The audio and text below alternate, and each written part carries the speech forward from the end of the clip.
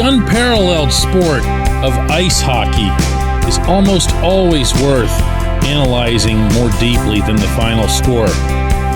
Except not now. Good morning to you. Good Friday morning. I'm Dejan Kovacevic of DK Pittsburgh Sports. This is Daily Shot of Penguins. It comes your way bright and early every weekday. If you're into football and or baseball, I also offer daily shots of Steelers and Pirates in the same place that you found this. Ducks 5, Penguins 1 last night in Anaheim, California. Yes, the visitors came out strong. Yes, they had the first 9 shots of the game. Yes, the local lad, John Gibson, was the only reason they didn't put 2 or 3 of those into the net. It doesn't matter. It doesn't matter. It doesn't matter that the Ducks came up a little bit of luck on the couple of goals that they'd score to close out that period. It doesn't matter that they had more luck in the second period. All that matters is that the Penguins continued to leave multiple points on the figurative table night after night. And if you go back really now for a little bit more than a month, this team has just been win, lose, win, lose, win, lose. And, you know, from the outside perspective, they kind of rope you in and then let you go again, and then rope you in and let you go again. In some cases, it can be outright confusing, such as when they went to Buffalo and played terribly and got themselves a big result. Next night, they go to Washington, play really well, and lose. At least in these first 2 games in Southern California, they've kind of kept that stuff clean. Played great in LA, won. Played lousy in Anaheim, lost. Taylor Haas, our beat reporter for DK Pittsburgh Sports, had this to ask of Sidney Crosby in the locker room last night. Sid, for a lot of the season, especially the last month, you guys will have a big win and then you follow it up with like a tough loss. Is there anything you can identify for that trend? No, I mean, I think, playing the game that we played in LA was a good example of how we need to play the game, and doesn't make it easy. It's tough to play that way, but we got to find a way to do that more consistently. Well, yeah. I mean, there's not much left to say. There needs to be a greater appreciation, maybe, from within as to what Sid just said about how hard it is to play the way they did against the Kings. That's long been one of the most damning sounding remarks about the Mike Sullivan system over the years, which is, hey, it's wonderful when you do it, but it's really hard. Well, it is. He doesn't pretend otherwise. He says so on a regular basis. The players say so. And, to be honest with you, I'm not sure that I'd want to hear from anybody who was put off by it. Because the one thing that had been known entering this season and had been openly discussed, meaning Sullivan, Kyle Dubas, Sid, everyone, was that this was going to be a challenge. After 2 years of not making the playoffs, it was going to be a challenge with no significant additions to the roster, and then especially with one significant subtraction from the roster early on in Lars Eller. It was all going to be uphill. That's what gets you encouraged when you see them do what they did in LA, and then it's what gets you discouraged when you see this. If it sounded like Sid doesn't have an answer, it's because I'm sure he doesn't, any more than Sullivan does, any more than I do. One of the things that you'd hope for is that this pattern over the course of this season wasn't almost exactly mirrored in the game last night. Because once you do get behind, and boy, did the Penguins ever get behind in those first couple of months, then everything that they'd thought was going to be a challenge entering the season only multiplied. The climb then became Rialto Street. And that's where this is. I don't think we're now having a discussion about X's and O's or too many pinches or cutting down odd man breaks or other specific patterns within the bad habits. We're also not looking across the roster and seeing, hey, this guy over here is the problem or that guy over there. That was easy to do early on. It's not now.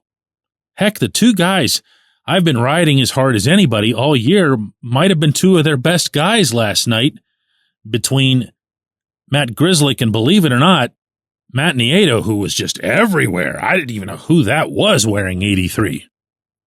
And that just leaves want to. It's not a reflection necessarily of, laziness or being content to collect a paycheck or anything like that. It's about if your guitar amp goes to 11 and you put it on at 10 and it needs to be at 11 in order to make the sound that you want, then somewhere there, internalizing within your own brain or heart, you're making a conscious decision to not play at 11, and that's what that looked like last night. Seattle's next, and then Salt Lake City, and I'm not really sure where this goes without the full 4 points taken from those. When we come back, J1Q. This episode is brought to you by Bet Online, your number one source for all your summer sports needs this season, from Major League Baseball, golf, NHL, NBA playoffs. Get the latest odds and lines, including all team matchups, player props, odds on just about everything that's out there.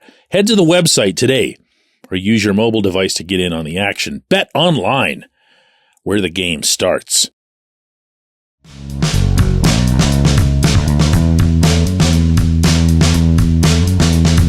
Today's J1Q comes from Vladimir, a long-time listener and reader. I haven't heard from in one of these formats before. I appreciate it.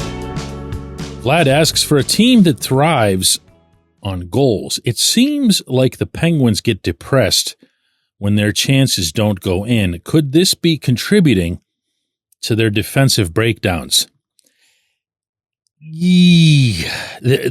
Okay, the answer is yes, but not directly.